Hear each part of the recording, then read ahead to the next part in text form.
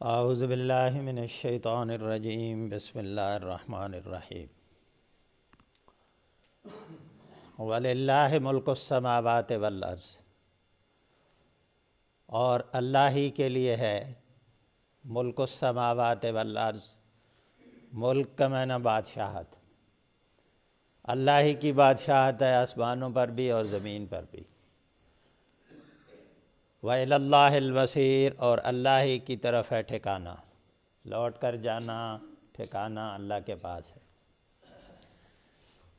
کل کا درس آپ نے سنا تھا، آخری آیت میں اللہ رب العزت نے یہ فرمایا تھا کہ کائنات کی ہر چیز اللہ کی حمد و ثنا بیان کرتی، اور انسان کو یہ پیغام دیا گیا ہے کہ تو اشرف المخلوقات ہے، تجھے تو اللہ نے اپنا خلیفہ، اپنا نمائندہ بنایا ہے، تیرے اوپر تو اللہ نے بہت احسانات کیے ہیں، تجھے عقل و شعور دیا ہے، تجھے اختیار دیا ہے، تو تجھے سب سے بہتر مخلوق اللہ نے بنایا، تجھے تو بطریق اولا اللہ کی عبادت کرنی چاہیے، اللہ کی حمد و ثنا بیان کرنی چاہیے۔ پھر اللہ نے یہ بتایا تھا کہ اللہ تمام لوگوں کی تعریف کو، حمد و ثنا کو، تمام مخلوق کی حمد و ثنا کو اللہ جانتا ہے۔ کلن قد علم صلاتہ و تسبیحہ۔ تو یہ پیغام دیا جا رہا ہے کہ اللہ تمہیں کچھ چیزیں بے جان نظر آتی ہیں، لیکن وہ بھی اللہ کی حمد و ثنا کر رہی ہیں، اور اللہ رب العزت کو پتہ ہے کہ وہ کیسے کرتی ہیں، اللہ ان کی زبان کو سمجھتا ہے۔ تو مجھے اور آپ کو یہ پیغام دیا جا رہا ہے کہ اگر آپ اپنی زندگی میں اللہ کے احکامات کی پابندی کریں گے، اللہ کی حمد و ثنا بیان کریں گے، اور اللہ کے بنائے ہوئے قوانین کے مطابق زندگی گزاریں گے، تو اللہ دیکھ رہا ہے، واللہ علیم بما یفعلون، جو وہ کرتے ہیں لوگ سب اللہ کے علم میں۔ تو اچھائی کریں گے، خیر کریں گے تو اللہ کے علم میں، اللہ اس کا بدلہ عطا کرے گا، اور اگر خدا نخواستہ آپ اپنی مرضی کی زندگی گزاریں گے، اللہ کے احکامات کی خلاف ورزی کریں گے، تب بھی اللہ کو پتہ ہے، اللہ رب العزت جانتا ہے، اللہ کے علم سے کوئی چیز مخفی نہیں ہے۔ آج اللہ رب العزت یہ کہہ رہے ہیں کہ زمین و آسمان میں بادشاہت اللہ کی ہے، زمین و آسمان میں جو کچھ ہوتا ہے اللہ کے حکم سے ہوتا ہے، اللہ کی مرضی چلتی ہے، اللہ کا قانون چلتا ہے، اللہ کے پاس اختیار ہے، اللہ کے پاس تصرف ہے۔ زمین و آسمان کی ایک ایک مخلوق اللہ کے حکم کی پابند ہے، اور بادشاہ صرف اللہ کی ذات ہے، کسی اور کے پاس کوئی اختیار نہیں ہے۔ کوئی کسی کو نفع دے سکے، کسی کو کوئی نقصان دے سکے، کوئی بارش برسا سکے، کوئی اولاد دے سکے، کسی کو عزت اور ذلت دے سکے، فرمایا نہیں۔ جیسے مشرکین مکہ کہتے تھے نا، یہ دنیا میں زمین پہ اللہ رب العزت نے یہ جو نیک بندے ہیں، جو اللہ کے ولی ہیں، اللہ رب العزت نے ان کو اختیار دے دیا ہے، اللہ کی بادشاہت صرف آسمانوں میں چلتی ہے۔ تو اللہ رب العزت نے بار بار اس چیز کی نفی کی ہے کہ نہیں، آسمانوں میں بھی اس کا حکم چلتا ہے، زمین میں بھی اس کا حکم چلتا ہے، کسی کے پاس کوئی اختیار نہیں ہے۔ تو پیغام یہ دیا جا رہا ہے کہ اس کی تسبیحات کریں، اس کے در کے سامنے جھک جائیں، اسی کو اپنا حاجت روا مشکل کشا سمجھیں، اسی سے نفع کی امید رکھیں، وہی نقصان بھی دے سکتا ہے آپ کو، اسی کے پاس تصرف اور اختیار ہے، اور اصل بادشاہ وہ ہے۔ اور دوسرا یہ پیغام دیا جا رہا ہے کہ انسان کو تکبر نہیں کرنا چاہیے۔ اگر اللہ رب العزت اس کو کوئی نعمت سے نوازتا ہے، کوئی مال و دولت دے دیتا ہے، کوئی پاور دے دیتا ہے، اقتدار دے دیتا ہے، اختیار اس کو مل جاتا ہے، تو اس کو یہ نہیں بھولنا چاہیے کہ اصل بادشاہ اللہ ہے، میرے پاس جو ہے یہ صرف آزمائش ہے، اور یہ کسی وقت اللہ واپس لے سکتا ہے۔ اور ایک اور پیغام یہ ہے کہ جو بادشاہ ہوتا ہے، اس کے قوانین کے، اس کے بنائے ہوئے ضابطوں کے مطابق زندگی گزارنا پڑتی، نہیں تو بادشاہ پوچھ سکتا ہے، بادشاہ سزا دے سکتا ہے، بادشاہ کہہ سکتا ہے کہ قانون کی کیوں خلاف ورزی کی ہے۔ تو اللہ رب العزت کہہ رہے ہیں کہ اپنی مرضی کی زندگی نہ گزارو، زمین و آسمان کا بادشاہ وہ ہے۔ وَإِلَى اللَّهِ الْمَصِيرُ، اللہ کی طرف ہی ٹھکانا ہے، اللہ کی طرف لوٹ کر جانا ہے، یہاں پرماننٹ نہیں رہنا ہے۔ یہ ہمیشہ ہمیشہ کی زندگی نہیں ہے کہ انسان یہاں دھاندلی کرتا رہے، اپنی مرضی کی زندگی گزارتا رہے، اس بادشاہ کے بنائے ہوئے قوانین کی دھجیاں اڑاتا رہے، اور اللہ رب العزت اس سے پوچھے نہیں۔ فرمایا نہیں، اللہ کی طرف لوٹ کر جانا ہے۔ اللہ جب اب نہیں پوچھ رہا نا، یہ اللہ کی حکمت کے مطابق ہو رہا ہے، اللہ کی مرضی اور منشا کے مطابق ہو رہا ہے۔ یہ نہیں کہ وہ ایسا بادشاہ ہے جس کے پاس اختیار نہیں ہے، ایسا بادشاہ نہیں ہے جو کمزور ہے۔ فرمایا یہ تو اس کی مرضی اور اس کی حکمت کے مطابق ہو رہا ہے کہ انسان کو اختیار ہے اپنی اصلاح کر لے، لیکن پلٹ کر اللہ کے پاس ہی جانا ہے۔ اللہ پوچھے گا کہ میں نے تمہیں مال و دولت دیا تھا، میں نے تجھے نعمتیں دی تھیں، میری بادشاہت میں تو رہتا تھا، پھر اپنی مرضی کی زندگی گزارتا تھا، اپنی مرضی کے قوانین بناتا تھا، اپنی مرضی کی معیشت بنا لی، اپنی مرضی سے عدالتیں چلاتے رہے ہو، اپنی مرضی سے کاروبار چلاتے رہے ہو۔ یہ کیوں کیا تم نے؟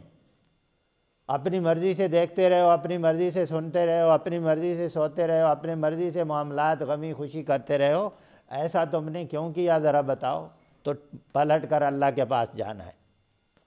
پھر فرمایا الم تر ان اللہ یزجی سحابا، کیا آپ دیکھتے نہیں ہیں؟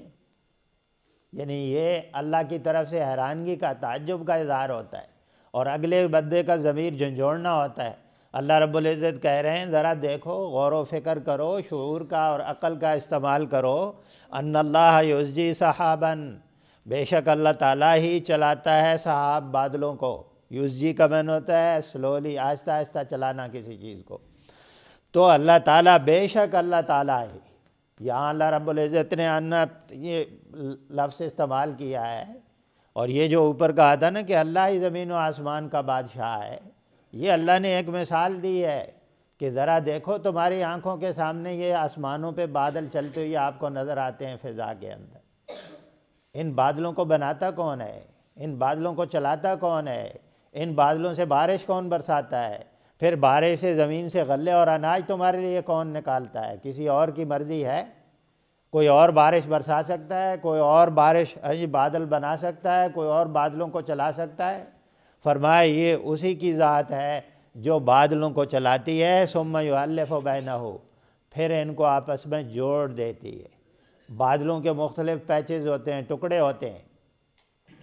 یہ جب ہوا چلتی ہے نا، باہر پانی کے اوپر سے، سمندر ہے، دریا ہے، پانی جدھر سے ہوتا ہے، پانی کے اوپر سے جب ہوا چلتی ہے تو وہاں سے پانی کو اٹھاتی ہے، آگے پھر جو دریا ہوتا ہے، دوسرا پہاڑ ہوتے ہیں، درخت ہوتے ہیں، ان سے ٹکرا کے پھر اوپر اٹھتا ہے، پھر اوپر جا کے اللہ رب العزت اس کو جمع کر دیتا ہے، فریز کر دیتا ہے، یہ بادلوں کی شکل اختیار کر لیتا ہے۔ تو یہ اگر آپ کبھی جہاز پہ سفر کسی نے کیا ہے نا، تو اوپر سے آپ کو نظر آئے گا، بادلوں کے ٹکڑے آپ کو نظر آتے ہیں، اور پھر یہ جو اللہ کہہ رہے ہیں نا، پھر ان کو اللہ جوڑتا ہے، ٹکڑے ہوتے ہیں، نیچے سے ٹکڑے اٹھتے ہیں، پھر اللہ ان کو جوڑ دیتا ہے۔ یہ مؤلف بھی کتاب کا مؤلف ہوتا ہے، اس اردو میں لفظ استعمال ہوتا ہے، یہ کتاب کا مؤلف بھی کیا کرتا ہے؟ مختلف حروف بناتا ہے، ان کو جمع کرتا ہے، مختلف اوراق بنا کے ایک کتاب بنا دیتا ہے۔ تو یہ تالیف کرنا، مؤلف کا معنی کیا ہے؟ بادلوں کو، مختلف ٹکڑوں کو اللہ جوڑ دیتا ہے آپس میں۔ ثم یجعلہ رکاما، پھر اللہ تعالیٰ ان کو تہ بتہ کر دیتا ہے۔ رکام کا معنی ہوتا ہے نیچے چیز رکھنا، پھر اوپر رکھنا، پھر اوپر رکھنا۔ اللہ رب العزت پھر ان کی تہیں جماتا ہے، اوپر نیچے بادل ہوتے ہیں۔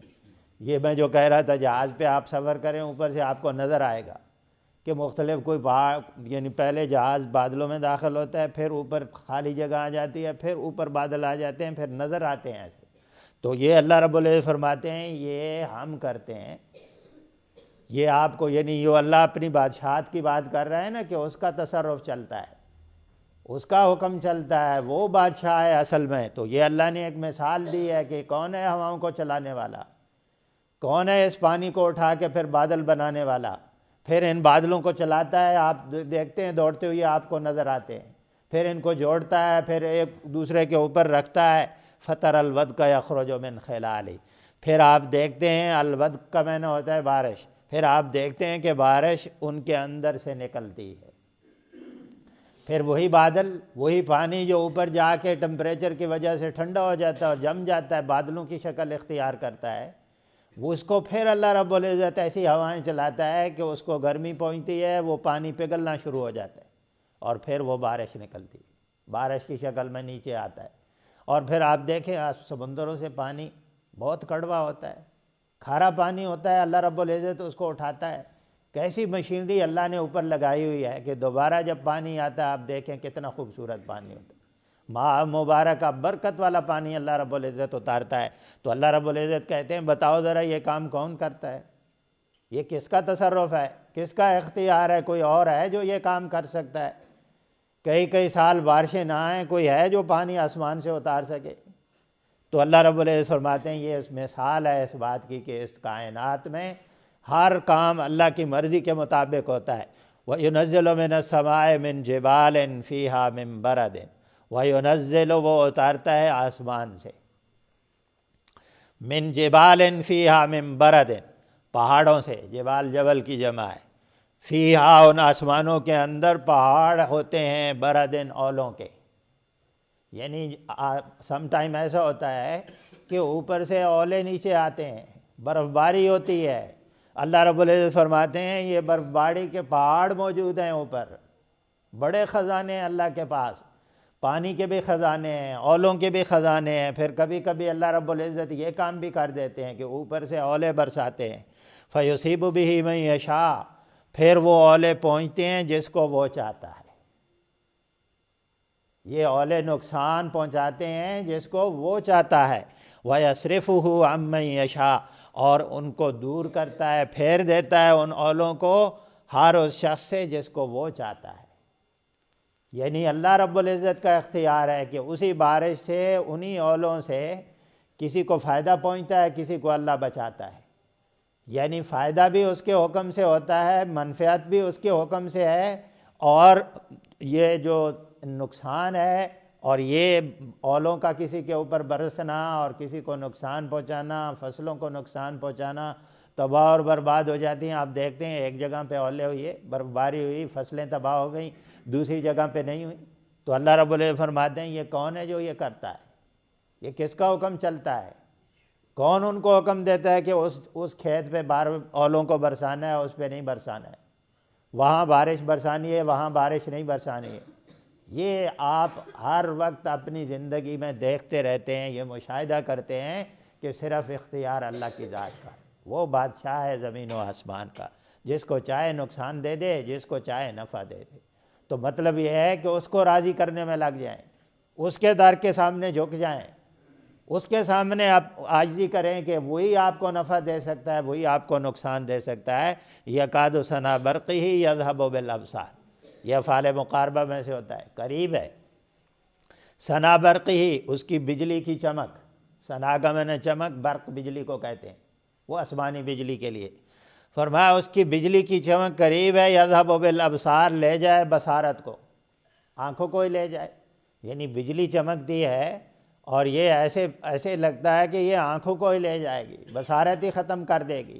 یہ اللہ کے پاس اختیار ہے، یعنی جس کو چاہے اس کے اوپر اولے برسا دے، جس پر چاہے بجلی گرے اور اس کو تباہ اور برباد کر دے، یہ اللہ کا اختیار ہے۔ یہ اس بات کی دلیل ہے کہ اللہ بادشاہ ہے، وہی فیصلے کرتا ہے کہ کس پر یہ اولے آنے ہیں، کس پر صحیح بارش آنی ہے، کس پر بجلی کو گرانا ہے، یہ اسی کا اختیار ہے اور کسی کا اختیار نہیں ہے۔ یقلب اللہ اللیل والنہار، وہ اللہ ہی ہے جو بدلتا رہتا ہے رات کو اور دن کو، الٹ پلٹ کرنا یقلب کا معنی ہوتا ہے۔ وہی ہے جس کے حکم سے رات آ جاتی ہے، وہی ہے جس کے حکم سے دن آ جاتا ہے۔ رات میں تاریکی ہوتی ہے، دن میں روشنی ہوتی ہے، راتوں کو لانے والا اللہ کی ذات ہے، دن کو لانے والا اللہ کی ذات ہے، دن کی روشنی اللہ کے حکم سے آتی ہے، رات کی تاریکی اللہ کے حکم سے آتی ہے، سورج اللہ کے حکم سے طلوع، سورج غروب ہو رہا ہے اللہ کے حکم سے، یہ اس بات کی دلیل ہے۔ یہی بات تو ابراہیم علیہ السلام نے نمرود سے کی تھی کہ تم کہتے ہو میں بھی زندہ کر سکتا ہوں، مار سکتا ہوں، میرا رب مشرق سے سورج کو لاتا ہے، تو ذرا مغرب سے لیا۔ اگر تو کہتا ہے نا کہ میرا اختیار ہے، میں بادشاہ ہوں، میرے پاس بھی تصرف ہے، پھر ذرا لیا اس کو مغرب کی طرف سے۔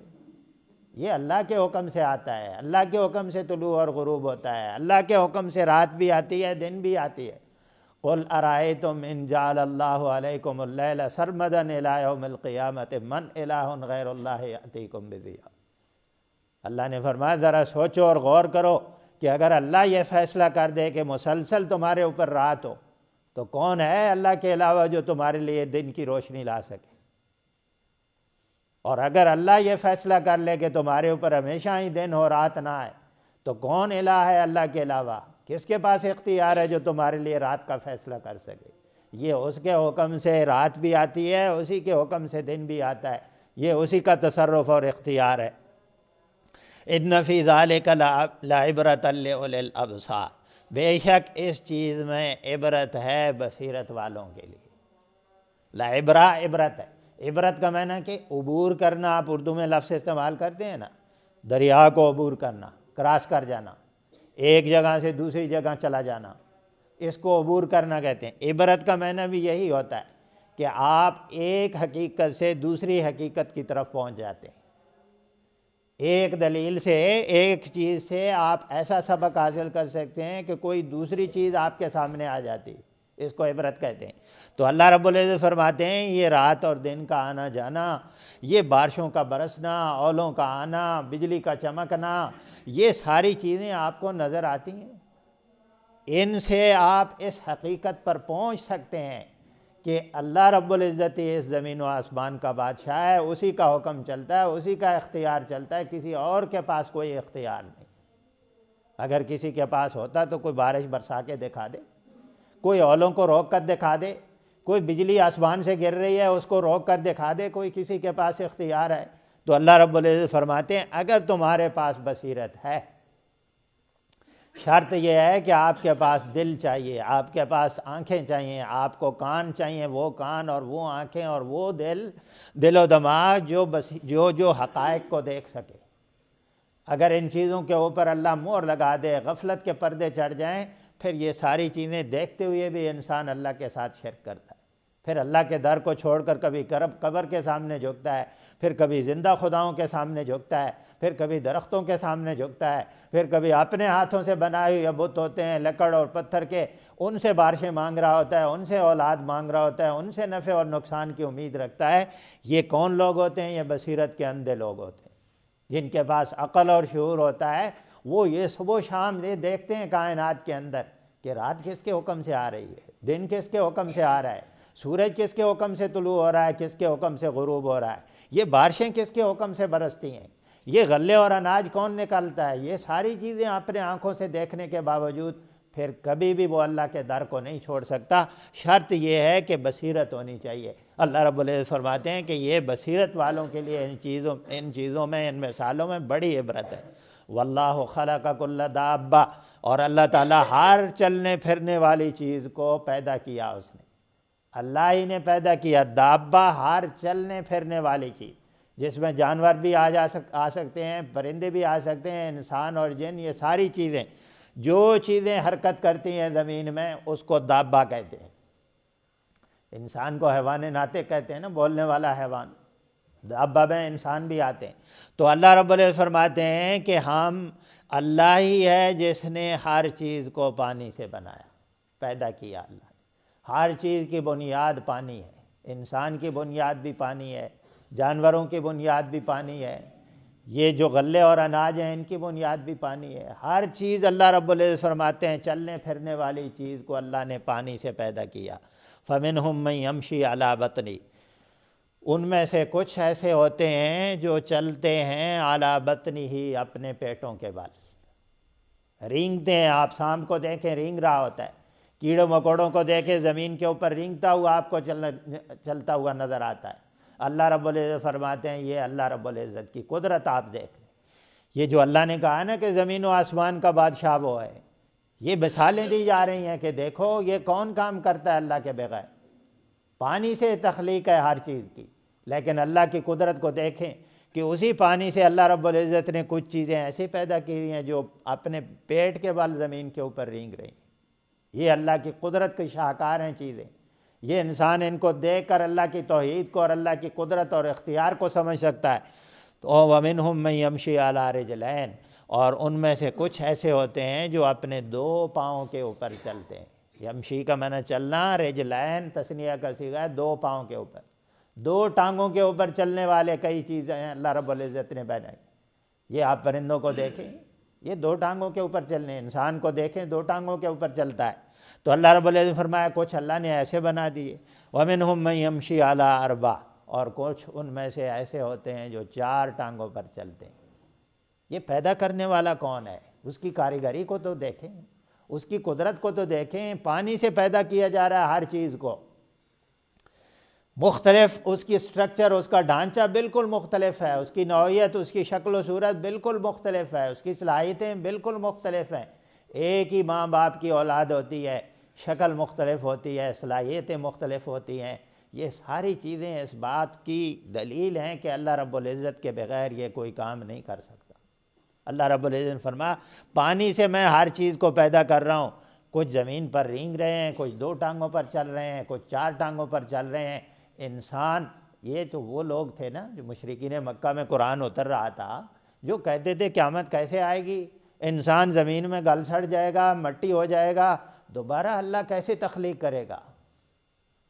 اللہ رب العزت نے یہ مثالیں دے کر وضاحت کی ہے کہ اللہ کی قدرت کو سمجھو، اللہ کی حقیقت کو سمجھو کہ اللہ کے پاس کتنی قوت اور کتنا اختیار ہے کہ جو پانی سے یہ سب تبدیلیاں کر سکتا ہے، یہ سارے کام کر سکتا ہے۔ کیسی کیسی مخلوق، انسان کو اللہ نے فرمایا بلا قادرین علی ان نسوی بنانا، تم کہتے ہو انسان کو بنانا مشکل ہے، ہم تو اس بات پر بھی قدرت رکھتے ہیں کہ یہ تمہارے یہ انگلیوں کے جو پورے ہوتے ہیں ہم ان کو دوبارہ ایسا ہی بنا دیں گے۔ دنیا میں اربوں خربوں انسان رہتے ہیں، لیکن یہ فنگر پرنٹس جو ہوتے ہیں، یہ انگوٹھوں کے انگلیوں کے نشان، یہ برابر نہیں ہیں، سب کے برابر نہیں ہیں، سب کی شکلیں برابر نہیں ہیں۔ یہ اس بات کی دلیل ہے کہ اللہ جیسا اور کوئی نہیں۔ تو اللہ رب العزت فرماتے ہیں یہ دیکھ لو اللہ کی قدرت، یہ اللہ رب العزت یہ کام کر رہے ہیں۔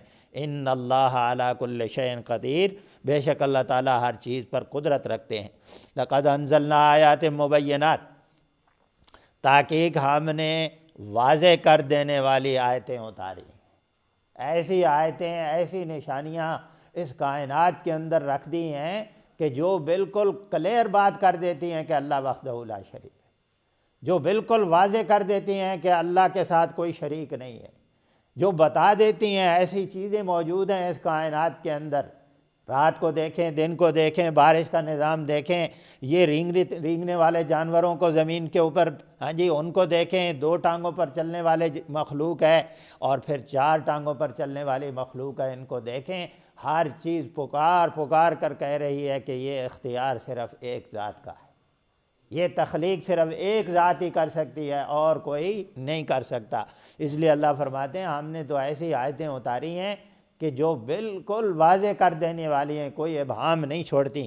واللہ یہدی من یشاء الی صراط مستقیم، لیکن اللہ تعالیٰ ہدایت دیتا ہے جس کو چاہتا ہے صراط مستقیم کی طرف۔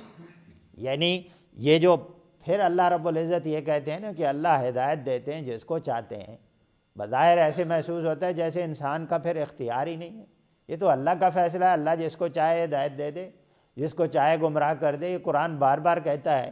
لیکن اللہ یہ بات کہتے ہیں تو اللہ رب العزت یہ پیغام دے رہے ہوتے ہیں کہ اللہ زبردستی ہدایت نہیں دیتا۔ کوئی ہدایت کی طرف آنا ہی نہ چاہے، دل کے اندر انابت ہی نہیں ہے، رجوع ہی نہیں ہے، تمنا اور تڑپ ہی نہیں ہے، خواہش ہی نہیں ہے، وہ اللہ اپنے رب کو مانتا نہیں ہے کہ وہ زمین و آسمان کا بادشاہ ہے، وہ یہ تسلیم کرنے کے لیے تیار ہی نہیں ہے کہ ہم نے مرنا ہے، اللہ کے پاس جانا ہے، اس کو جواب دینا ہے۔ جس کے دل کے اندر خواہش پیدا ہو جائے گی، تمنا پیدا ہو جائے گی، انابت پیدا ہو جائے گی کہ اس کائنات کا مالک ہے، ہمارا بھی ایک رب ہے اور اس کا حکم چلتا ہے، ہم نے اس کے سامنے پیش ہونا ہے اور ہم نے اس کی مرضی کی زندگی گزارنی ہے، جس کے دل میں یہ خواہش پیدا ہو جاتی ہے اور پھر وہ کوشش کرنا شروع کر دیتا ہے، اللہ ایسے آدمی کو ہدایت دیتا ہے۔ اور جو اپنے آنکھیں بند کر کے رکھتا ہے، یہ سب کچھ دیکھنے کے باوجود جو کائنات میں اوپر اللہ نے مثالیں دی ہیں، یہ دیکھتا بھی ہے پھر بھی اپنی آنکھیں بند کر دیتا ہے، تو اللہ رب العزت فرماتے ہیں پھر اللہ رب العزت ایسے لوگوں کو ہدایت نہیں دیتا، زبردستی اللہ ہدایت نہیں دیتا۔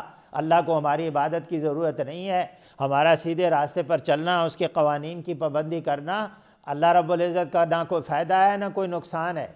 اس لیے اللہ رب العزت کہتے ہیں اپنے دل میں انابت پیدا کرو، کائنات کی ان چیزوں کا مطالعہ کرو، اللہ کی معرفت اور پہچان حاصل کرو، اپنے خالق اور مالک کی مرضی کے مطابق زندگی گزارو، اور پھر جب اپنے رب کے سامنے تم اپنی کمزوری کا اظہار کرو گے نا، خواہش اور تمنا کا اظہار کرو گے کہ اللہ میں سیدھے راستے پر چلنا چاہتا ہوں، اے اللہ میں تیری رضا والی زندگی گزارنا چاہتا ہوں، پھر اللہ اسباب اور حالات خود بخود بنا دیتے ہیں۔ اللہ رب العزت سے دعا ہے کہ اللہ عمل کی توفیق نصیب فرمائے۔